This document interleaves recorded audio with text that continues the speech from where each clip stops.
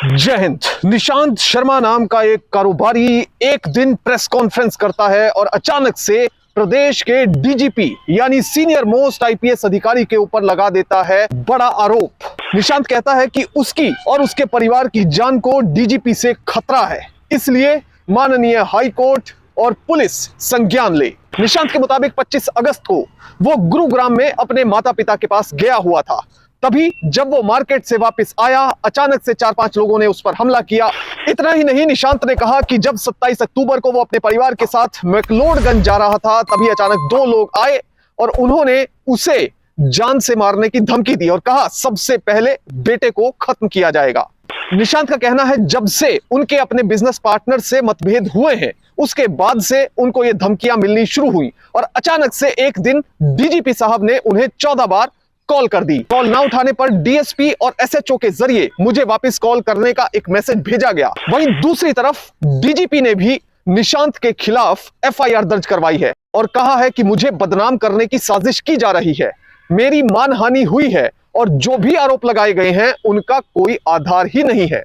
वहीं दूसरी तरफ माननीय हाईकोर्ट ने इस पूरी घटना का संज्ञान लिया और एसपी कांगड़ा और शिमला से रिपोर्ट तलब कर ली। अगर प्रशासन की बात करें तो चीफ सेक्रेटरी ने साफ तौर पर आदेश दे दिए हैं कि कानून के हिसाब से कार्रवाई होगी और इस बाबत संबंधित अधिकारियों से रिपोर्ट भी तलब कर ली गई है, जिसके बाद बनती कार्रवाई की जाएगी।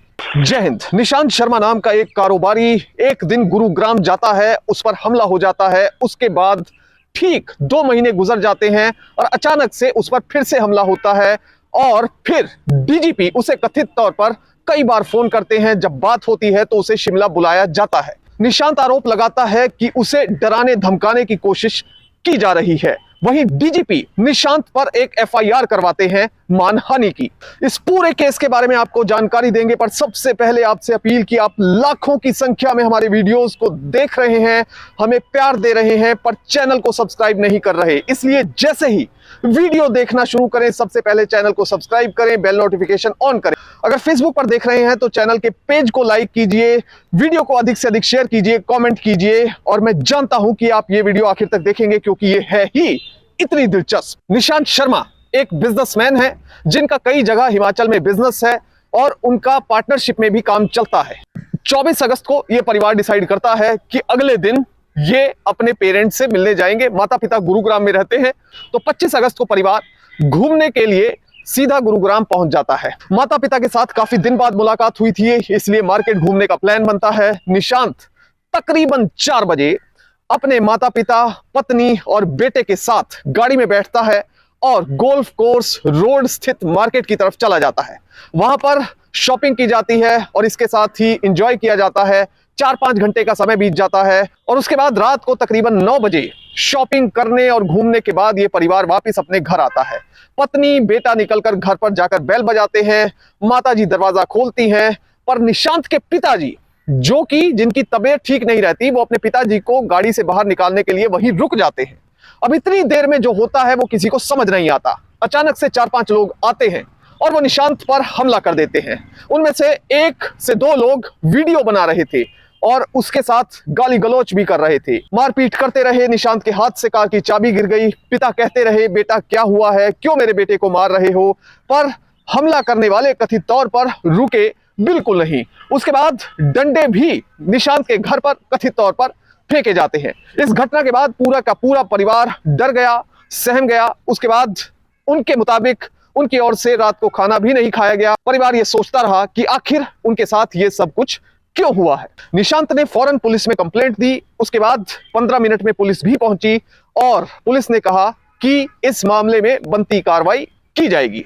अब ठीक अगला दिन आ जाता है 26 अगस्त का।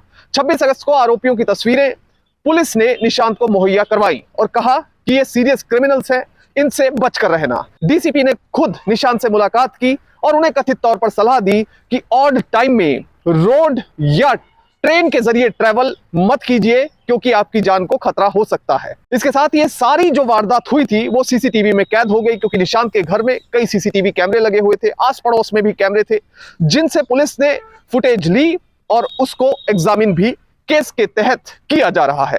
2 महीने का समय निकल जाता है। निशांत का बिजनेस, जैसे मैं बता चुका हूं कि हिमाचल प्रदेश में धर्मशाला और पालमपुर में भी है, तो वो पालमपुर वापस आ जाता है और पालमपुर उसका बर्थ प्लेस भी है। अब 27 अक्टूबर का दिन आता है।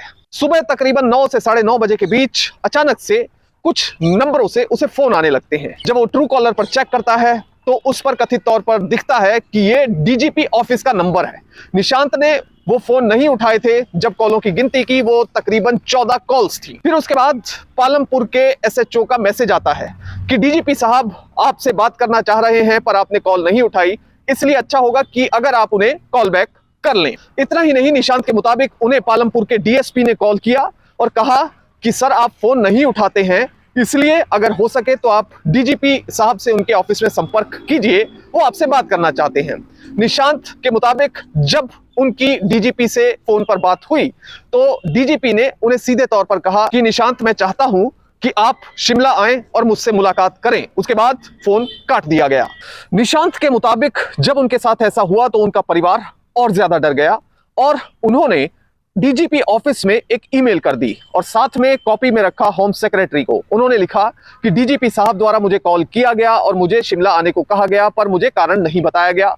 और भी कई बातें और कई सवाल उनकी ओर से इस ईमेल में रखे गए। इसके साथ ही परिवार भागसू नाग की तरफ चला जाता है, जो कि धर्मशाला के पास एक जगह है। वहां पर जाकर गाड़ी खड़ी करते हैं और उसके बाद पैदल मैक्लोडगंज जाने का प्रोग्राम बनाते हैं। वहां पर खाना खाने का प्लान था और इसके लिए परिवार पैदल निकल चुका था। अब जैसे ही कुछ दूर ये परिवार गया तो कथित तौर पर पीछे से 2 लोग आए और दोनों बाइक सवार लोग निशांत और उसकी पत्नी और बेटे को देखने लगे।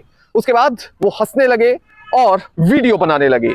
जैसे ही निशांत ने ऑब्जेक्ट किया, उसके बाद कथित तौर पर इन लोगों ने गाली गलौज शुरू कर दी और निशांत को कहा कि गुरुग्राम में जो आपने पुलिस की कंप्लेंट की है वो वापस ले लो, नहीं तो अच्छा नहीं होगा, आपके पूरे परिवार को खत्म कर दिया जाएगा। इसके साथ ही संदेश ये दिया गया कि अगर आपने कंप्लेंट वापस नहीं ली तो सबसे पहले आपके बेटे को मार दिया जाएगा। निशांत के मुताबिक उन्होंने अपनी जान छुड़ाने के लिए किसी तरह से उन लोगों को कहा कि मैं अपनी कंप्लेंट वापस ले लूंगा, आप वापस चले जाइए। उसके बाद वो लोग वहां से वापस चले जाते हैं और फिर निशांत सीधा कांगड़ा के एसपी के पास पहुंचते हैं, उन्हें सारी बात बताते हैं और अपनी कंप्लेंट दे देते हैं। पर निशांत के आरोप के मुताबिक उनकी एफआईआर दर्ज नहीं की गई क्योंकि ये पुलिस के मुखिया के खिलाफ थी। निशांत के मुताबिक उन्होंने अपनी कंप्लेंट सभी संबंधित अधिकारियों को भेज दी और 28 अक्टूबर को निशांत ने माननीय हाईकोर्ट को भी ईमेल भेजकर अपने परिवार पर खतरे की बात की। उन्होंने बताया कि मेरे परिवार को डीजीपी से जान का खतरा है और मेरे परिवार को लगातार डराया धमकाया जा रहा है, इसलिए मेरी रक्षा की जाए। माननीय हाईकोर्ट ने इसका संज्ञान लिया और एसपी शिमला और एसपी कांगड़ा से स्टेटस रिपोर्ट तलब कर ली। इस मामले में माननीय हाईकोर्ट ने क्रिमिनल रिट पिटीशन दर्ज करने के आदेश दिए थे। अब ये तो एक वर्जन है जो कि निशांत शर्मा का है, जो बिजनेसमैन कम एडवोकेट हैं और उन्होंने डीजीपी संजय कुंडू पर आरोप लगाए हैं। वहीं दूसरी तरफ डीजीपी का क्या कहना है? डीजीपी ने इस कारोबारी के खिलाफ छोटा शिमला में एक मानहानि का मामला दर्ज करवाया है। जिस ईमेल के बारे में थोड़ी देर पहले मैंने आपको बताया था कि उन्होंने डीजीपी और होम सेक्रेटरी को ईमेल की, उसका जिक्र इस एफआईआर में किया गया और पूरी घटना के बारे में बताया गया है। ये एफआईआर आईपीसी के सेक्शन 469, 211, 499, 500 और 505 के तहत दर्ज की गई है। रिपोर्टेड फैक्ट्स के मुताबिक डीजीपी का आरोप है कि मेरी व्यक्तिगत प्रतिष्ठा को नुकसान पहुंचाने और शरारत के इरादे से यह सब कुछ किया गया है। उन्होंने कहा कि मेरी छवि खराब करने की कोशिश की जा रही है और साथ में ही उन्होंने अपनी एफआईआर में इन सभी आरोपों को आधारहीन बताया है, यानी बेसलेस बताया है। हालांकि रिपोर्टेड फैक्ट्स के मुताबिक जब मीडिया ने डीजीपी से उनके कमेंट्स के लिए कांटेक्ट किया तो उन्होंने सीधे तौर पर टिप्पणी करने से इनकार कर दिया। वहीं दूसरी ओर जब यह मामला प्रशासन में पहुंचा तो चीफ सेक्रेटरी ने कानूनी कार्रवाई करने का आदेश दे दिया। उन्होंने एसपी शिमला और कांगड़ा से स्टेटस रिपोर्ट तलब कर ली। अब इस पूरे मामले में कुछ चीजें समझने की जरूरत है, खासतौर पर वो एफआईआर जो डीजीपी ने करवाई है निशांत के खिलाफ। उसके कुछ सेक्शंस हैं, section 469 IPC, section 211, section 499, section 500, section 505।